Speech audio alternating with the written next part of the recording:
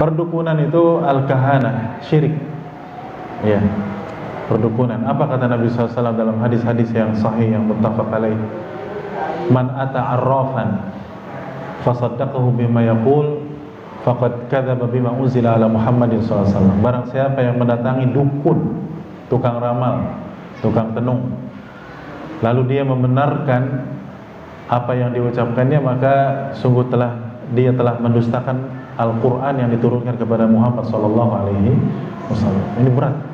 Dalam riwayat yang lain, man ata kahinan, ya, falam tuqbal lahu salatuhu arba'in.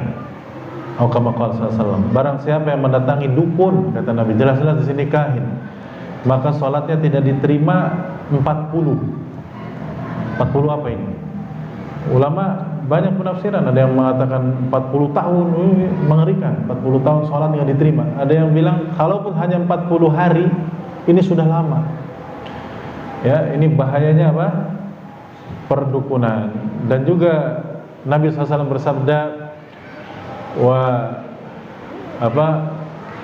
kasbul kahin haram, ya, penghasilan dari perdukunan itu adalah haram. Ya, nah itu. Atau kama qala sallallahu, ya, lafadznya kurang lebih seperti itu. Jadi ini tidak boleh, dan ini dukun, ya, warnanya satu saja. Cuman apa tadi? Hitam saja, ya. Nanti soalnya kalau ada dukun putih, ada dukun hijau, ya, kayak zona Covid saja nanti, ya. Saya juga sampai sekarang kurang ngerti zona-zona Covid itu, ya.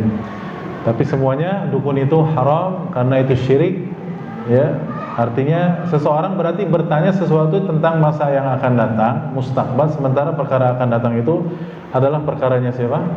Urusan Allah Subhanahu wa taala. Apa Allah berfirman dalam Al-Qur'an? Qul la ya'lamul ghaiba illallah. Katakan wahai Muhammad, tidak ada yang mengetahui perkara yang gaib kecuali apa? Allah Subhanahu wa taala. Dan Nabi saja tidak tahu. Apa kata Allah kepada Nabi Muhammad SAW? Walau kuntu a'lamul ghaiba lastakthartu minal khairi wa ma massani yasu. Katakan wahai Muhammad, kalau seandainya aku tahu perkara gaib, pasti aku akan memperbanyak yang baik-baik dan aku tidak akan tertimpa keburukan apapun. Kenyataannya Nabi ketika perang kena apa? Kena bacokan pedang, berdarah-darah beliau. Kalau tahu perkara gaib, Nabi sudah tahu, oh ini di tempat ini saya nanti kena bacok, saya akan menghindar. Di tempat ini saya dikejar, saya akan di sini saja. Nabi nggak tahu, Nabi saja tidak tahu. Ini menunjukkan bahwasannya perdukunan adalah apa? Haram, ya, dan tidak diperbolehkan. Nah, permasalahannya yang antum tanyakan tadi adalah tentang apanya? Si anak, ya, anak yang menerima nafkah dari bapak yang penghasilannya seperti ini. Nah, di sini memang ada khilaf ulama dalam arti begini, ya. Ulama sepakat sebelum khilaf bahwa si bapaknya inilah yang setiap hari makan penghasilan apa? Haram.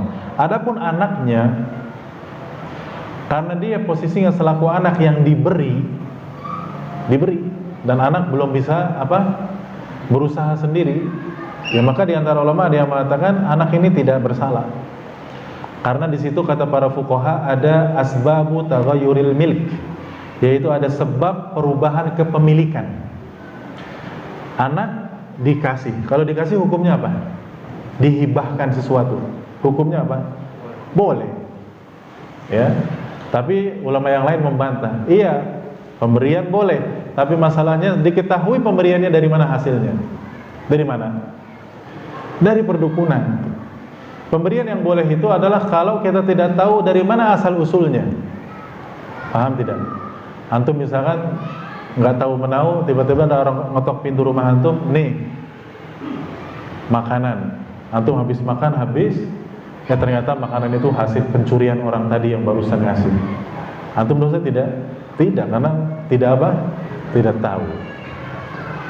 Nah, ini permasalahannya. Dan sebaiknya, wallahu alam, solusi dari sini, ya pertama, ya bapaknya merubah mata pencaharian, ini yang pertama. Kalaupun tetap kekeh, ya sebisa mungkin saudara-saudaranya yang lain membiayai si anak ini, ya, kalau memang sudah tahu hukum bapaknya itu berpenghasilan dari hasil yang apa? Haram, maka bantulah supaya tidak murni masuk ke dalam tubuh anaknya ini, anak istrinya ini dari hasil yang apa? Haram, seperti itu. Jelas ya insyaallah.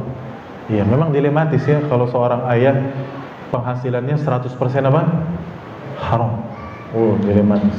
Ya seperti misalkan suami yang kerja di bank ribawi konvensional, hanya itu saja penghasilannya. Dia nggak punya toko apapun, nggak punya bisnis apapun yang halal.